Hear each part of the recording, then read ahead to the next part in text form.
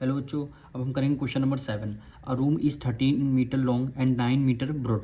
Room की length given है 13 metre, broad मतलब ब्रेथ गिवन है 9 metre. Find the cost of carpeting the room with a carpet 75 centimetre broad at the rate of 90 rupees per metre. कह रहा है आपको cost find करनी है कारपेट की, ठीक है। और कारपेट की जो ब्रॉड है यानी ब्रेथ है 75 मीटर सेंटीमीटर आपको गिवन है, और इसका रेट गिवन है 1 मीटर। अगर आप कारपेट बिछाएंगे तो 90 रुपीज़ आपको पे करने होंगे। तो हमें क्या करना होगा, सबसे पहले रूम का एरिया निकाल लेंगे, फिर कारपेट का एरिया निकालेंगे।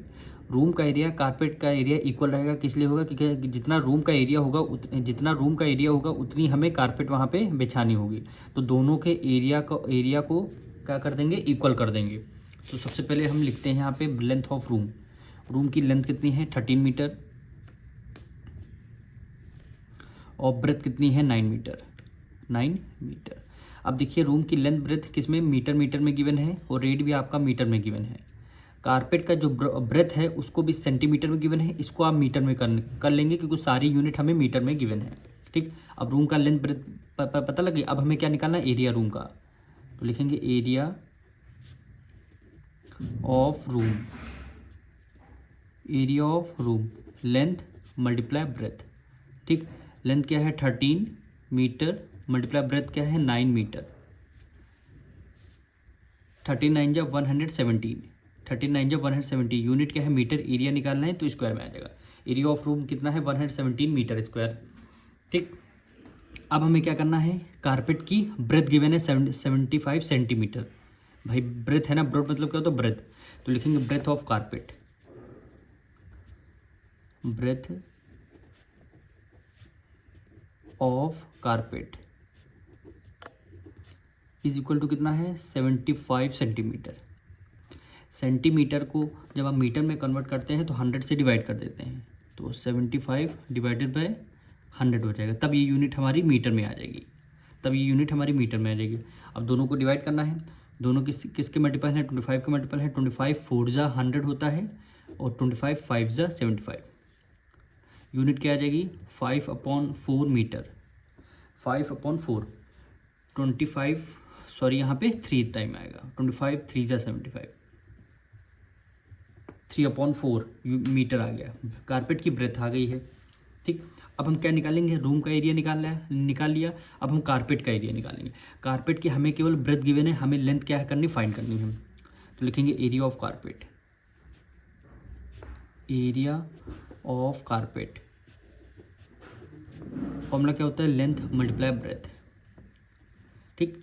लेंथ हमें पता नहीं है, ब्रेथ हमारी कितनी है 3/4 है, मल्टीप्लाई 3/4 मीटर स्क्वायर। अब देखिए रूम का एरिया पता लग गया, ये कारपेट का एरिया पता लग गया। अब दोनों के एरिया को क्या कर देंगे, हम इक्वल रख देंगे, क्योंकि जितना रूम का एरिया होगा उतनी हमें कारपेट भी बिछानी होगी, जितना रूम का एरिया होगा उतनी हमें कारपेट बिछानी होगी। तो रूम का एरिया इक्वल कारपेट का एरिया, तो लिखेंगे नाउ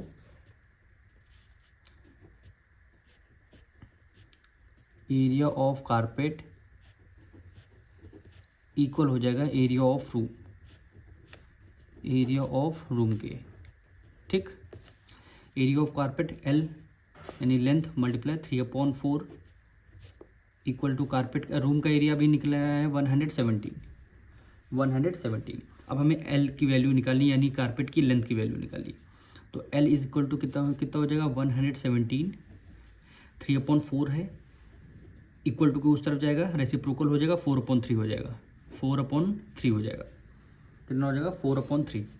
अब इसको डिवाइड करते हैं, 3 1 जा 3, 3 3 जा 9, 2 कैरी गया, 3 9 जा 27, कितना आ गया 39 आ गया। 39 की मल्टीप्लाई 4 से करेंगे कितना आ जाएगा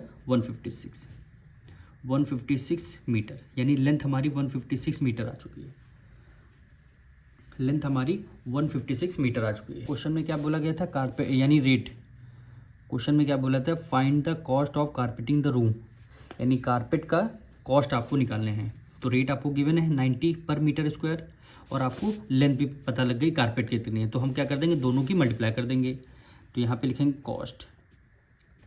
cost is equal to rate multiply length हो जाएगा।